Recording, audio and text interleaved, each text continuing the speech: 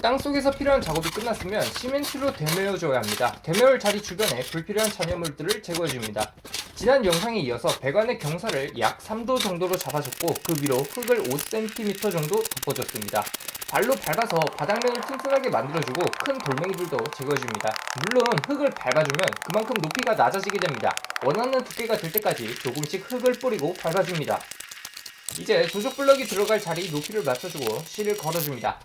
그리고 시멘트를 준비합니다. 40kg 레미탈 두 포를 반죽해주기 위해서 모를 14리터 준비해줬습니다. 마스크 장갑 보안경은 더 이상 말할 필요도 없죠. 하루 몸값 3만원짜리 렌탈 믹서기입니다. 반죽해줄 통에 물을 넣은 뒤 믹서기를 꽂아주고 시멘트 포장지 배를 찢어서 때려 부어줍니다. 먼저 한 포를 때려 붓고 조금씩 섞어줍니다. 그리고 나머지 레미탈을 때려 붓습니다. 2~3분간 충분히 섞어줍니다. 작업하기 편한 만큼씩 걸어서 아까 걸어두었던 실에 맞춰서 블럭을 배치해줍니다. 블럭의 높이를 맞추기 어려울 때는 이렇게 아래쪽에 작은 돌 조각을 공가줍니다. 이런 식으로 나머지 블록들도 실의 높이에 맞춰서 배치해줍니다. 레미탈 80kg 끝! 앞에서와 같은 방법으로 두 포를 더 반죽해줍니다. 마당 바닥이 될 부분에 레미탈을 대충 던져주고 흙손으로 문대해줍니다. 미장에 뭣도 한 번씩 부려줘야만 합니다. 와, 멋져. 한 번 더 보세요.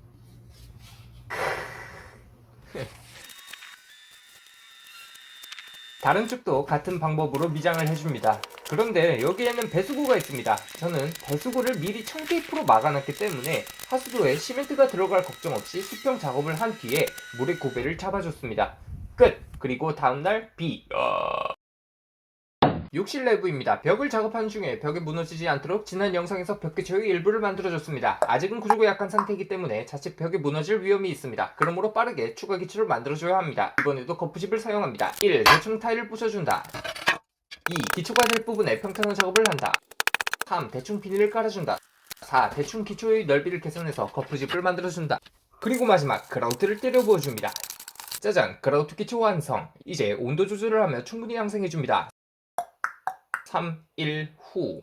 자, 이제 벽미장을 준비합니다. 먼저 화장실의 크기입니다. 가로 3620mm, 세로 1460mm, 높이 1119mm입니다. 5.29제곱미터로 약 1.6평, 가로로 긴 화장실의 형태입니다. 첫 번째 영상에서 세탁실의 공간을 분리해준다고 했습니다. 세탁실의 길이를 결정해줘야 하는데 현재 사용 중인 세탁기는 크기가 작지만 추후 교체를 고려해 결정해줄 필요가 있습니다.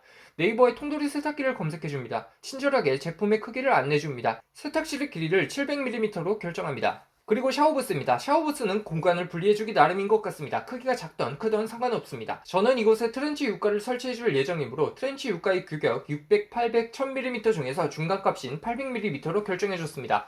그림과 같이 공간이 사용되겠네요. 자, 그런데 이곳 벽면 상단 부분에 편백나무 루바가 시공되어 있습니다. 편백나무는 습기에 강하기 때문에 주로 사우나에서 많이 사용되긴 하지만 물이 직접적으로 닿는 경우가 많은 샤워부스의 경우 목재가 썩을 수 있다는 판단하에 걷어내줬습니다.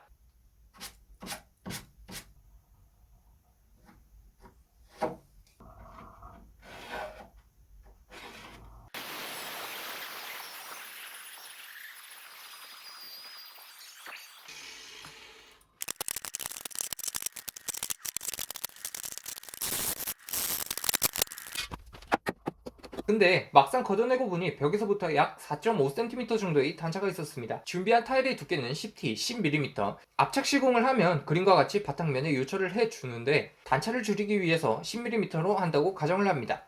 요철 흑선, 갈갈이를 사용할 경우 빈 공간이 생기게 됩니다. 타일을 올리고 힘을 주면 압착 본드의 높이가 줄어들게 됩니다. 결과적으로 27.5mm의 단차가 남게 됩니다. 그래서 그림과 같이 18mm 시멘트 미장을 할 계획입니다. 그럼 단차가 약 1cm 정도 남게 되겠네요.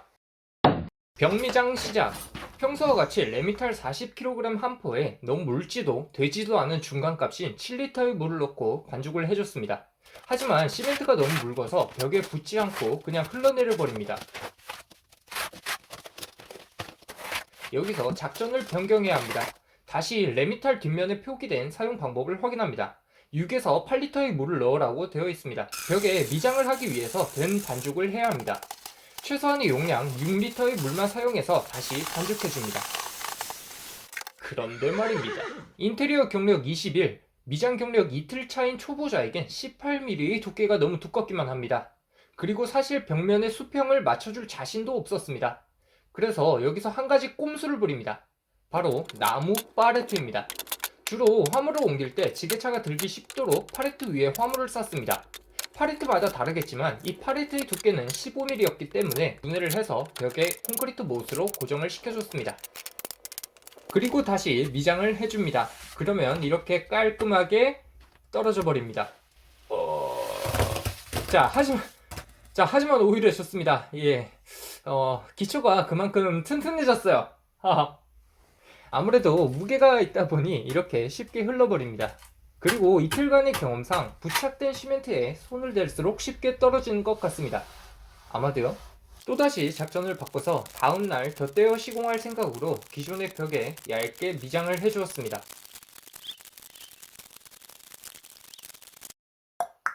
다음날 양쪽 파레트 부분과 벽면의 높이가 맞도록 시멘트를 떠서 벽에 붙여줍니다.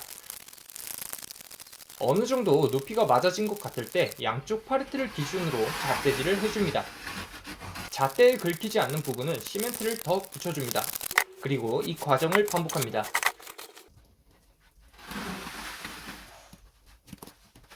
적당히 잘 됐네요.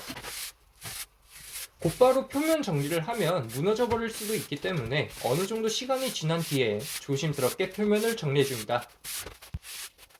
벽 미장 끝!